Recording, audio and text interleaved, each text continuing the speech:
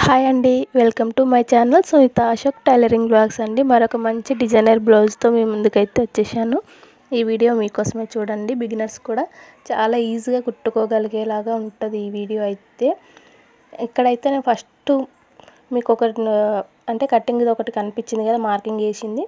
అట్లా అయితే ఆ విధంగా అయితే నేను డిజైన్ నేను పెడదామని అలా నెక్ డ్రా చేసుకున్న తర్వాత వాళ్ళైతే మాకు అట్లా వద్దు, రౌండే కావాలి అని చెప్పిరండి. అందుకే నేనైతే ఇట్లా రౌండ్కు చేసుకున్నాను మళ్ళీ కటింగ్ అయితే. చూడండి, ఇప్పుడైతే రౌండ్ నెక్ అనమాట. నెక్ డీప్ వచ్చేసి 10 ఇంచెస్ అండి.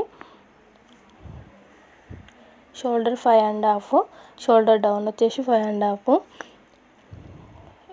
నెక్ ఏమంటారు చెస్ట్ లూజ్ వచ్చేసి 9.5 ఉందండి.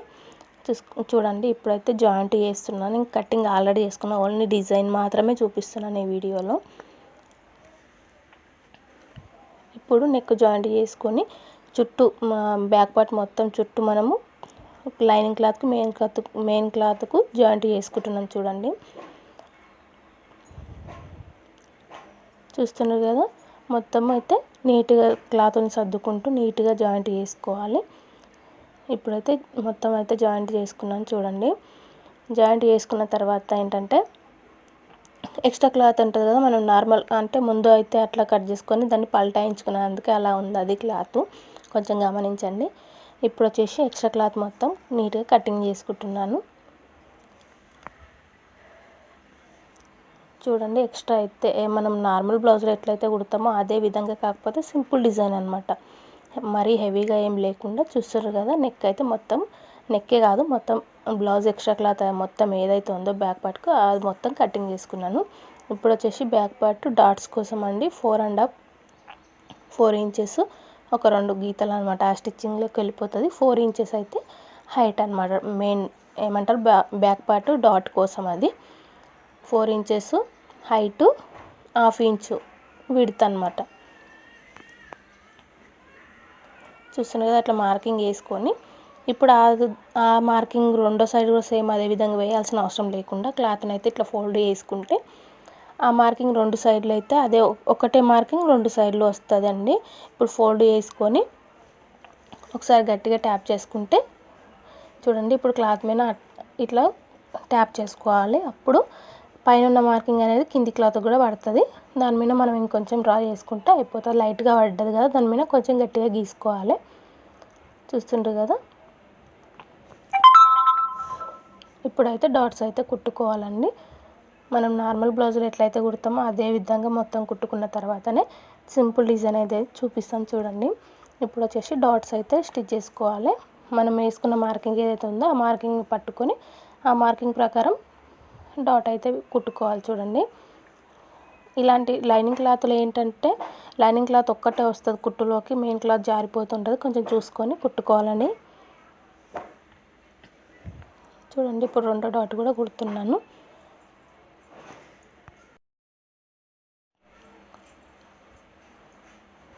చూస్తుంటారు కదా, ఇప్పుడు వచ్చేసి దానికైతే ఏమంటారు బ్యాక్ పార్ట్కు డాట్స్ వేసిన తర్వాత మనం ఈ పట్టి కుడతాం కదా, ఆ క్లిప్ అయితే మిస్ అయిందండి. ఇప్పుడు వచ్చేసి అక్కడ బ్యాక్ పట్టి అయితే కుట్టుకున్నాను, ఎమ్మింగ్ కోసం పెట్టుకున్నాను. ఇప్పుడు వచ్చేసి నెక్కు రెడీమేడ్ పైపింగ్ అండి. మనం పాదం మార్చకుండానే రెడీమేడ్ పైపింగ్ అయితే స్టిచ్ చేస్తున్నాను. చూడండి, పాదం మార్చకుండా నీట్గా ఎట్లయితే కుట్టుకోవాలో. ఇంకోటి థ్రెడ్, మనం పైపింగ్ క్లాత్ తీసుకొని థ్రెడ్తో స్టిచ్ చేసుకోవాలన్నది కూడా మన ఛానల్లో అయితే వీడియో చేసి పెట్టిన, చూడండి ఫ్రెండ్స్ ఒకసారి, అదైతే షార్ట్ వీడియో ఉంటుంది. ఇక్కడ వచ్చేసి పాదం మారుస్తలేం కాబట్టి నీట్గా నిదానంగా అయితే స్టిచ్ చేసుకోవాలి. అది థ్రెడ్ ఏదైతే ఉంటుందో దాని పక్కనే మనం సూది కుట్టు పడేటట్టు చూసుకుంటూ కుట్టుకోవాలండి నిదానంగా. నేనైతే ఇక్కడ వీడియోని ఫాస్ట్ మోడ్లో పెట్టిన, వీడియో లెంత్ ఎక్కువ అయిపోతుంది, అది నిదానంగా ఉంది కాబట్టి వీడియో లెంత్ ఎక్కువ కాకుండా ఫాస్ట్ మోడ్లో పెట్టిన. చూడండి, చూస్తున్నారు కదా, మనకు ఎక్కడన్నా సూది అనేది కొంచెం పక్కకు జరిగినట్టు ఉంటే కూడా మనం తర్వాత అయినా సర్దుకోవచ్చు అండి నీట్గా. ఇప్పుడు మొత్తం అయిపోయిన తర్వాత ఎక్స్ట్రా ఉన్నదాన్ని కటింగ్ చేసుకొని ఒకసారి చెక్ చేసుకుంటే చూడండి, నాకైతే ఒక 2 ప్లేస్లలో అయితే కొంచెం పక్కకు జరిగినట్టుగా ఉంది. చూడండి ఇప్పుడు నేనైతే సరి చేసుకుంటున్నాను. ఇప్పుడు వచ్చేసి మనం పైనుంచి కావాలనుకుంటే పైనుంచి, లోపల నుంచి అనుకుంటే లైనింగ్ క్లాత్ సైడ్ నుంచి కూడా స్టిచ్ చేసుకోవచ్చు. నేనైతే లైనింగ్ క్లాత్ సైడ్ నుంచి నీట్గా సర్దుకుంటూ ఇంకొక స్టిచ్ అయితే వేసుకుంటున్నాను. చూడండి మనం అసలు రెడీమేడ్దా అన్నట్టు కూడా కనిపించకుండా నీట్గా వస్తుంది. చూడండి ఫ్రెండ్స్ ఎంత నీట్గా ఉందో చూస్తుంటారు కదా. అక్కడ అసలు ఎక్కడ కూడా ఎక్స్ట్రా అనేది లేకుండా థ్రెడ్ వరకు మాత్రమే కుట్టు అయితే వస్తుంది నార్మల్ పాదంతో కూడా. ఇప్పుడు వచ్చేసి మనం డిజైన్ కోసం అండి ఇది సింపుల్గా 2 ఇంచెస్ ఇట్లా పలకలాగా అంటారు కదా, 4 మూలలో సమానంగా వచ్చేటట్టు 2 అన్న కావచ్చు 3 అన్న కావచ్చు. కాకపోతే 2 అయితేనే చిన్నగా ఉంటుంది, డిజైన్ మంచిగా కనిపిస్తుంది అని నేను 2 ఇంచెస్ తీసుకున్నాను. క్లాత్ కూడా తక్కువ పడుతుంది, అందుకే 2 ఇంచెస్ తీసుకున్నాను.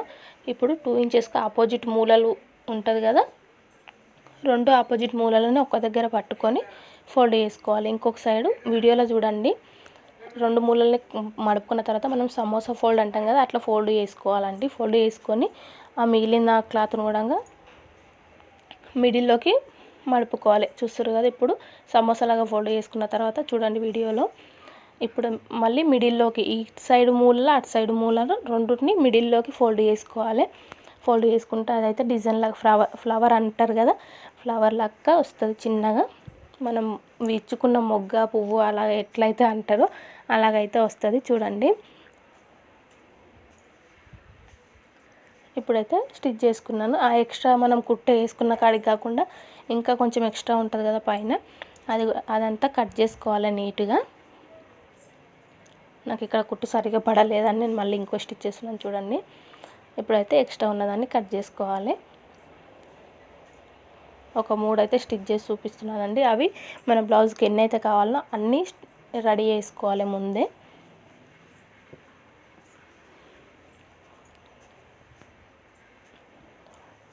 చూడండి ఎక్స్ట్రా క్లాత్ అంతా కట్ చేసుకున్న తర్వాత ఇప్పుడు నేను బ్లౌజ్కి ఎన్ని కావాలో అన్ని ఎట్లా రెడీ చేసుకున్నాను చూడండి. మొత్తం ఇదే విధంగా మనం క్లాత్ 2 ఇంచులు ఉండేటట్టు చూసుకొని మొత్తం అయితే రెడీ చేసుకోవాలి. బ్లౌజ్కి ఎన్ని అయితే పడతాయో అన్నీ. చూడండి ఇక్కడైతే నేను ముందే రెడీ చేసి పెట్టుకున్నాను, మీకు చూపించడానికి ఒక 3 అయితే స్టిచ్ చేసి చూపించాను. ఇప్పుడు వచ్చేసి మనం బ్లౌజ్కు ఇంతకుముందు పైపింగ్ వేసుకున్నాం కదా, పైపింగ్ వేసుకున్నాక ఇంకో పైపింగ్ పక్కనే కాకుండా ఇంకో స్టిచ్ ఏదైతే వేసుకున్నామో అదే స్టిచ్ మీద వీటిని మనం డిజైన్ కోసం రెడీ చేసుకున్న ఇవి ఉన్నాయి కదా, వాటిని అయితే ఒక్కొక్కటిగా స్టిచ్ చేసుకుంటూ రావాలి. ఒక్కొక్కటి ఎక్కువ గ్యాప్ మీద కాకుండా గ్యాప్ లేకుండా ఒకదాని పక్కన ఒకటి వచ్చేటట్టు చూసుకుంటూ కుట్టుకోవాలండి. అప్పుడు డిజైన్ అయితే చాలా నీట్గా కనిపిస్తుంది. సింపుల్ డిజైన్ అయినా కూడా చాలా బాగుంటుంది ఫ్రెండ్స్. అయితే ఇక్కడ ఒకటండి, మనం చీర బ్లౌజ్ ఒకే కలర్లో కాకుండా చీర కలరు బ్లౌజ్ కలర్ ఆపోజిట్గా అంటే అంచు ఉంటుంది కదా, అంచు కలర్ లాగా బ్లౌజ్ అనేది ఉన్నప్పుడు మనం చీర క్లాత్ తీసుకొని ఇట్లాంటి డిజైన్ కుట్టుకున్నప్పుడు అయితే చాలా బాగా అనిపిస్తుంది అండి. ఇదైతే సింపుల్గా అనిపిస్తుంది. చూస్తుండ్రు కదా, మొత్తం అయితే ఒక్కొక్కటిగా పక్కన వచ్చేటట్టు చూసుకొని స్టిచ్ చేసుకున్నాను. మొత్తం అయితే అయిపోయింది. ఎప్పుడైనా సరే మనం డిజైన్స్ బ్లౌజ్కి ఏదైనా ఇలాంటి డిజైన్స్ పెట్టుకోవాలనుకున్నప్పుడు మనకు బ్లౌజ్ ఆపోజిట్ కలర్లో ఉంటే శారీ కలరు ఇలా డిజైన్ పెట్టుకున్నప్పుడు చాలా బాగా అనిపిస్తుంది అండి. చూడండి మొత్తం అయితే ఇట్లా స్టిచ్ చేసుకుని ఎంత నీట్గా అనిపిస్తుంది.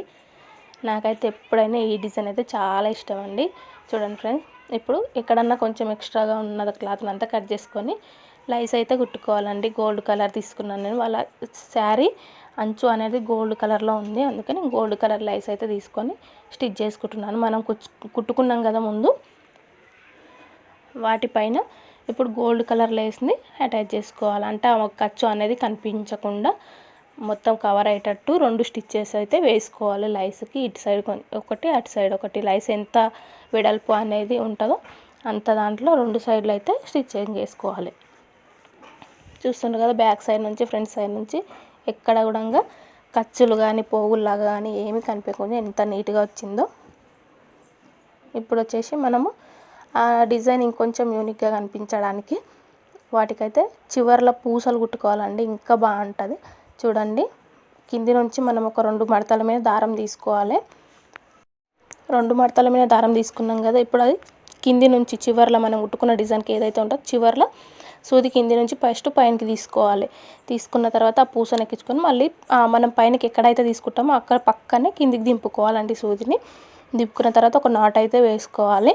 ఎక్కడ పూసకు అక్కడ ఒక్కొక్క నాట్ వేసుకుంటే ఏంటంటే ఎప్పుడన్నా ఒకవేళ కుట్టు మనది ఉషిపోయినా జారిపోయిన కుట్టు జారిపోయినా కూడా ఈ డిజైన్ ఒక్క పూస వరకు మాత్రమే పోతుంది అనమాట. ఇంకో పూస వరకు ఊడిపోదు. ఒకటి ఉషిపోయింది అనుకో ఇంకొకటి అంటూ మొత్తం ఊడిపోవడానికి అవకాశం ఉంటుంది. అందుకని ఎక్కడికక్కడ నాట్ వేసుకుంటే నీట్గా ఉంటుంది.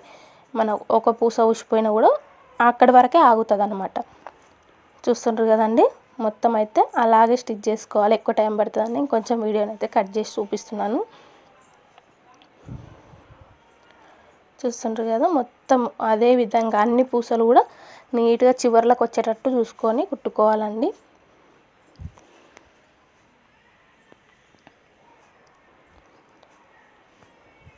చూడండి, బ్లౌజ్ మొత్తం రెడీ అయిపోయింది. ఇప్పుడు వచ్చేసి డోరీస్ కూడా కుట్టినాను.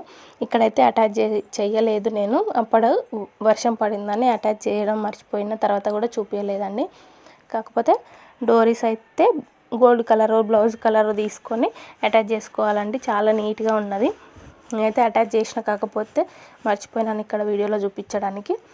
చూడండి ఎంత బాగా వచ్చిందో, మొత్తం యూనిక్గా అనిపిస్తుందండి. వీడియో నచ్చితే లైక్ చేసి సబ్స్క్రైబ్